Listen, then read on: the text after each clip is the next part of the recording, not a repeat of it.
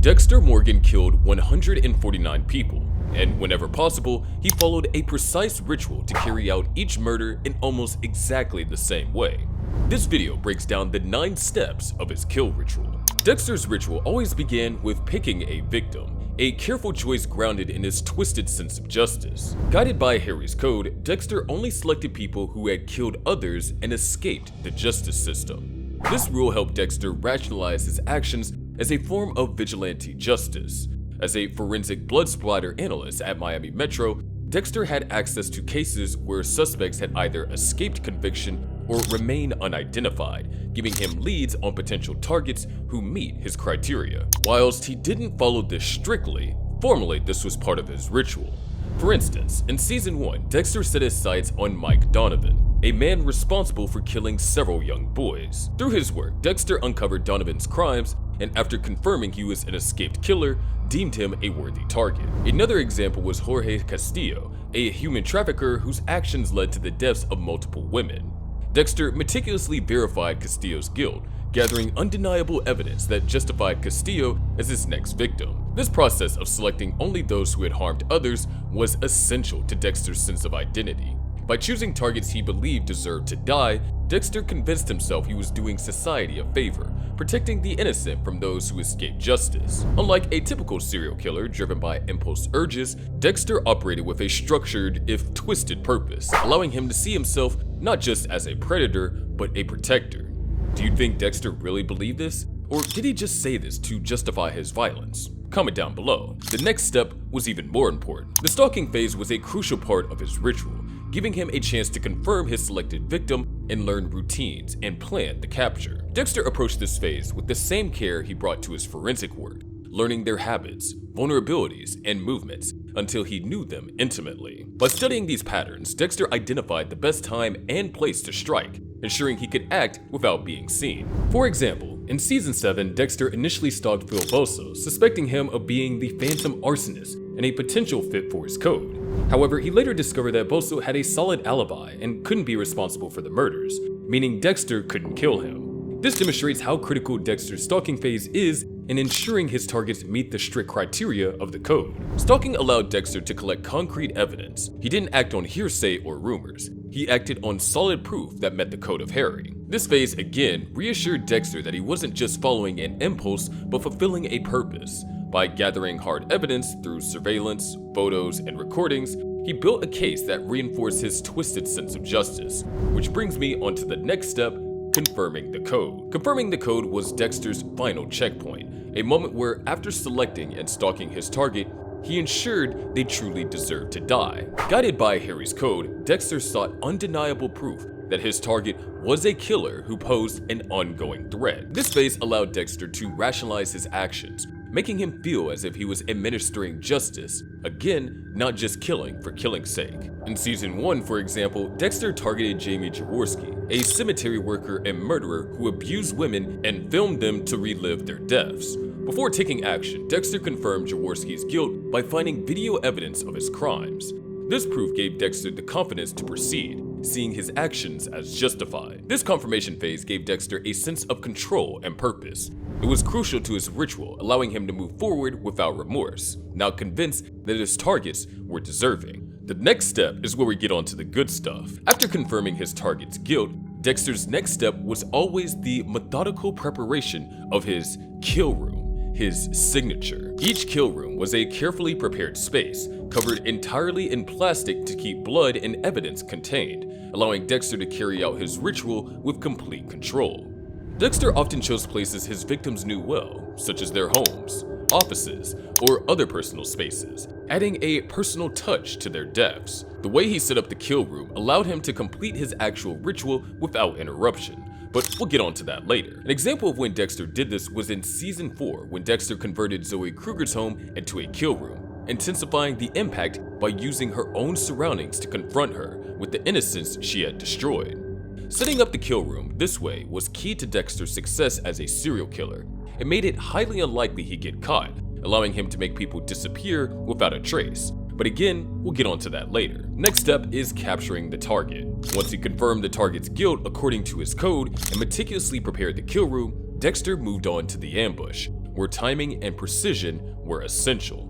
Relying on insights gained during his stalking phase, he would select the perfect time and place to strike, ensuring his target was isolated and vulnerable.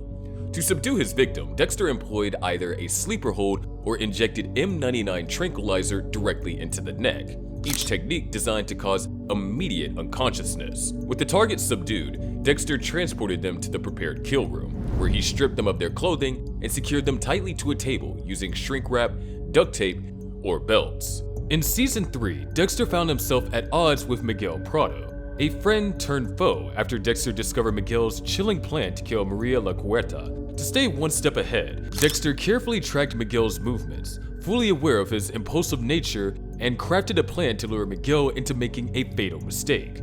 Miguel took the bait and went to Maria's house, where Dexter swiftly ambushed him and tranquilized him. This example highlights Dexter's reliance on timing, precision, and adaptability to ensure each ambush is successful, setting the stage for his ritual without complications. On the occasion he was unsuccessful in capturing targets like Ray Speltzer or Arthur Mitchell, his life became significantly more complicated. Capturing the target requires Dexter to synthesize every detail he had gathered, their routines, vulnerabilities, and personality traits. It was a final test of his patience and discipline, where even a slight miscalculation could be disastrous. Once Dexter finally got his targets wrapped in plastic, he could move on to his favorite part of the kill ritual. But before I get into that, I just want to remind you to subscribe if you enjoy the content. The most personal part of Dexter's ritual was collecting a trophy, a single drop of blood from each victim. After capturing his target and bringing them to the kill room, Dexter took a blood sample from their cheek and placed it on a glass slide. Each slide became a trophy, symbolizing justice as he saw it and serving as a reminder of his twisted accomplishments. At the end of Season 4, after finally catching Arthur Mitchell, Dexter took his blood sample, marking the end of a long, intense pursuit of one of his most dangerous targets. Each slide represents a victory over someone who, in his eyes, deserved justice.